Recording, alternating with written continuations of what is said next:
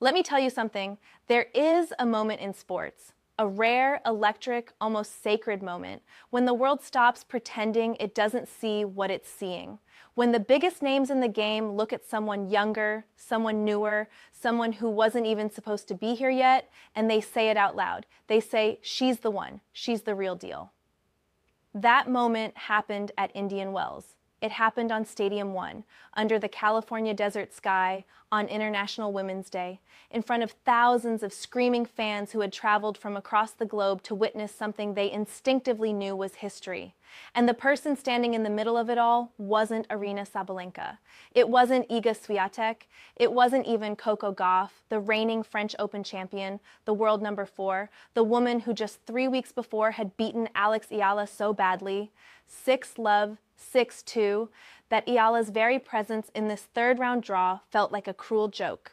No, the person standing in the middle of it all, racket in hand, composure intact, grinning at a crowd that was practically shaking the desert floor, was Alexandra Eala, a 20-year-old from the Philippines, ranked 31st in the world. And when it was all over, when the nets were lowered and the press conferences were done, Coco Gauff herself sat in front of the cameras and said what everyone watching already knew. She basically told the world that Alex Eala is the best player at Indian Wells. And the tennis world, it is absolutely losing its mind. So let's start from the beginning because this story has layers. Let's talk about where Alex Eala was just 12 months ago, what happened in the California desert this weekend, what Coco Gauff actually said, what former American pros Sam Querrey and the Nothing Major crew said about this girl weeks before this match, and why everything about this moment feels like the opening chapter of something that is going to rewrite women's tennis for the next decade. 1 year ago, literally 1 year ago at this time, Alex Eala was ranked 140th in the world when the 2025 edition of Indian Wells took place. She wasn't in the main draw, she wasn't a seeded player, she wasn't even on the radar of the casual tennis fan. She was a young Filipino talent that the hardcore tennis obsessives had circled on their watch lists, whispering about in forums and podcasts, but who had not yet broken through to the sport's main stage in any meaningful way. Fast forward to this year, and she arrived at the BNP Paribas Open as the 31st seed, the first Filipino player in history to be seeded at a WTA 1000 event. The first in history. That alone should have been the headline. But the headlines were just getting started. When she showed up to practice at Indian Wells earlier in the week, hundreds of fans packed a tiny practice court under the Palm Springs sun just to watch her hit. On the courts next to her were men's stars Alexander Zverev and Taylor Fritz, a Southern California native and former Indian Wells champion, and they could only reel in a handful of fans. Let that sink in for a second. A 31st ranked player was outdrawing established men's stars in their own tournament, at their own practice facility, in the middle of the day. That is not normal. That is not something that happens in tennis. That is something that happens when you have a once-in-a-generation figure on your hands. The tournament posted a day-in-the-life video with Eala that became, by a wide margin, its most-watched YouTube content of the year. Indian Wells put out 9 women on Instagram as its class of 2026, 7 top 10 players, a well-known American, and Eala. They didn't put her in because of her ranking. They put her in because they understood something that the broader sports world is only now beginning to fully comprehend. And what is that? As Eala herself put it, she did not expect this sort of fan base or crowd rallying behind her. But it's an incredible privilege to have, and it's not something your everyday person can experience. She is grateful every single time. Now, weeks before the tournament even started, the boys on the Nothing Major podcast, Sam Querrey, Steve Johnson, John Eisner, and Jack Sock, were already having the conversation that the rest of the tennis world was tiptoeing around. Querrey kicked it off by asking a question that felt almost provocative at the time. Is she the biggest draw in women's tennis right now? Is she bigger than Sabalenka? Is she bigger than Coco? And Steve Johnson, without hesitation, said yes. He said it's crazy. He said she's having the same effect that Fonseca was having on the men's side last year in Miami. Every court in Australia, standing room only. Then in Dubai, standing room only. The crowds she's getting right now, all over the world, are insane. And then Johnson went further and said something that hit even harder. He said it's like Fonseca, but bigger. And Querrey agreed. And then he said something that is going to age incredibly well. He said if she wins a slam, it would be one of the biggest things in the world. John Eisner backed him up, speaking to the market Eala represents. He said it's a huge market, and a lot of people have underestimated how big that market is. The Philippines finally has a star on the women's side of the game. There are enormous markets with untapped potential. They just need players to emerge and make a name for themselves. And then Eisner summed it up perfectly. She's obviously one to watch because she's so good, but just for the atmosphere alone, you want to tune into her matches just to see what it's like on court. That context matters enormously when you rewind to what happened on Stadium 1 on Sunday. Because this wasn't just a tennis match, this was a rematch, a revenge game. 3 weeks earlier at the Dubai Tennis Championships quarterfinals, Coco Gauff had handed Eala one of the most lopsided losses of her career. 6-love, 6-2. A bagel, a beatdown. The kind of result that makes you wonder if the gap between a young up-and-comer and an established top 5 player is bigger than the rankings suggest. Gauff walked off that court in Dubai looking untouchable. Eala walked off it looking like she still had work to do, and she did the work. From the very opening of the match, something was different. Gauff went up by an early break and took a 2-1 lead, then dropped the next 4 games as Eala went up 5-2. And then Eala did something that stunned the crowd. In the 6th game of the opening set, she stormed back from a 0-40 deficit, down triple match point in the game, to break Gauff and grab a commanding lead. Down 40-love, 3 points from losing that game. Eala won it anyway. If you ever want to know what mental fortitude looks like in a 20-year-old, that is your answer. Gauff committed 7 double faults in the first set alone, finishing the match with 26 unforced errors compared to Eala's 12. That stat is almost hard to believe when you say it out loud. Coco Gauff, one of the most technically gifted servers and ball strikers on the WTA Tour, made more than twice as many unforced errors as the girl who supposedly just got demolished by her 3 weeks ago. Eala served with impressive consistency, maintaining a first serve percentage of 68%, winning 59% of points on it. Gauff managed just 44% of first serves in and won fewer than half of those points. And here's the number that tells the whole story. Eala forged 6 break points and converted 5 of them, 5 out of 6, against Coco Gauff at Indian Wells, the girl they said was outmatched. But midway through that opening set, something happened that added an entirely different dimension to the story. On the verge of losing the first set, Gauff received treatment for a left forearm issue. She took the medical timeout, had her arm wrapped, came back out, and tried to push through. She later described the discomfort as feeling like a firework going off inside her arm, followed by the whole limb feeling like it was on fire. She gritted her teeth, strapped up, walked back to the baseline, and tried. But Gauff's physical issues became more and more apparent as the match went on. She showed visible discomfort in her left arm during the second set. After Eala broke early to take a 2-0 lead in the second, Gauff walked to the net and retired. Eala had just smashed a forehand winner to break for 2-0 when Gauff walked over and told her she had been feeling the injury since the first set. "I'm sorry, I hate to do this," Gauff told her. And in that moment, the class of both these athletes was on full display. Because Gauff didn't blame the injury for the scoreline. She didn't walk off bitter or deflecting. She walked to the net, told the truth, and then went to the press conference and said something that no competitor says unless they truly mean it. She said she felt bad retiring, not for herself, but for Eala. Because Eala was playing great tennis. And she said she would rather have stayed on court and lost 6-0 than retire and leave any question about what she was witnessing.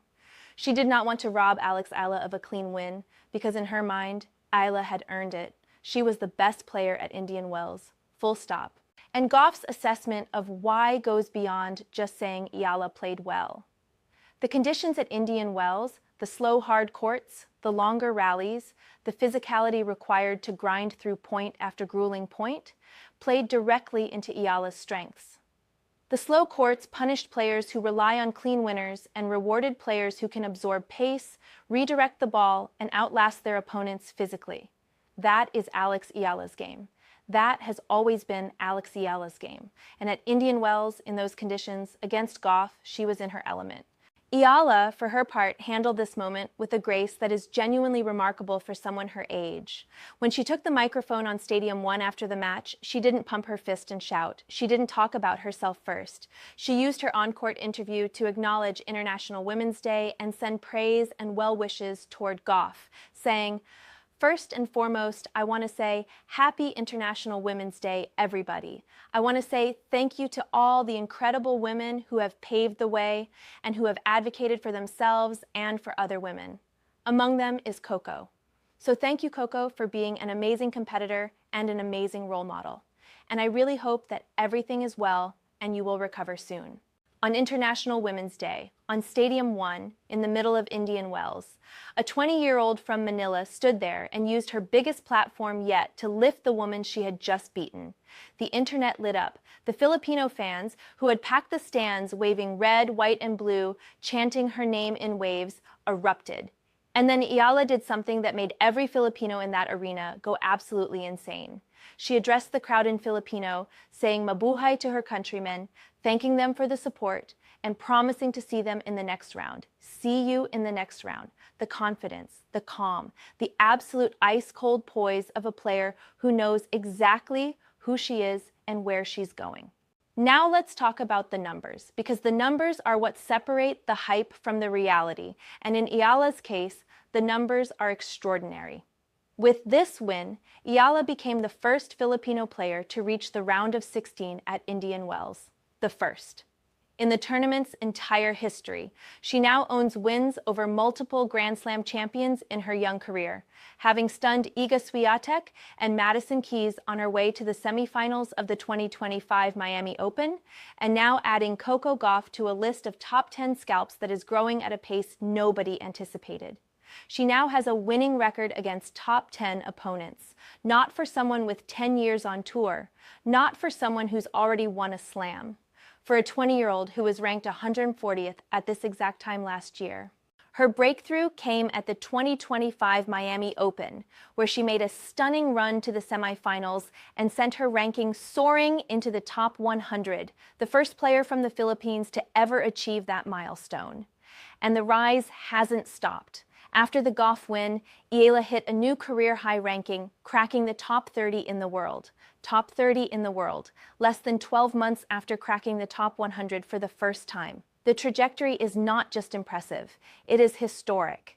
The Jessica Pegula angle is also worth talking about, because Pegula is not someone who gives out compliments for free.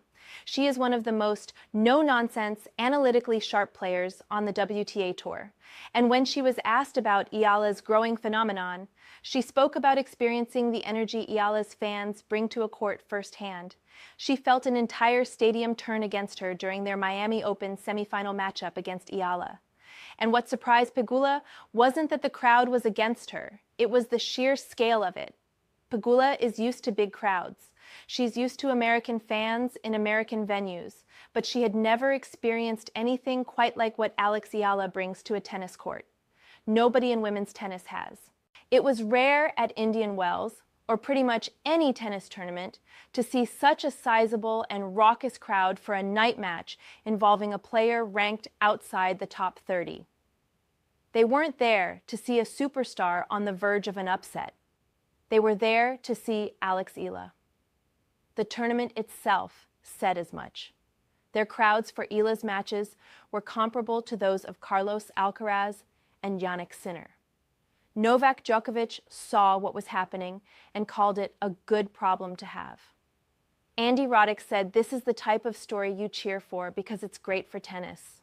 The entire ecosystem of professional tennis is leaning into the Alex Eala era, because the Alex Eala era is good for everyone. But here's the thing that nobody wants to say out loud, the thing that everyone is dancing around because it's too big, too early, too soon, but the evidence keeps stacking up and the logic keeps pointing in the same direction. What if Alex Eala isn't just a rising star? What if she's the star? What if she's the player who defines this generation of women's tennis the way Serena defined hers, the way Federer defined his, the way Nadal made clay courts feel like his personal property? Steve Johnson said it flat out on Nothing Major. The impact Eala is having is like Fonseca on the men's side, but bigger than Fonseca. And when you look at the crowds, the cultural moment, the ranking trajectory, and the quality of the opponents she's dismantling, it is extremely hard to argue with that assessment. Eala herself has spoken about what this rise means beyond her own career.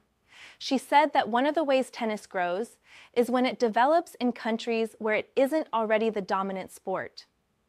Tennis has grown enormously in the Philippines because of what she's doing. People in her country are developing genuine interest in the sport. Not borrowed interest, not casual curiosity, but genuine deep passion. They are buying tickets. They are traveling to tournaments. They are packing practice courts at noon on a weekday because they want to see her hit.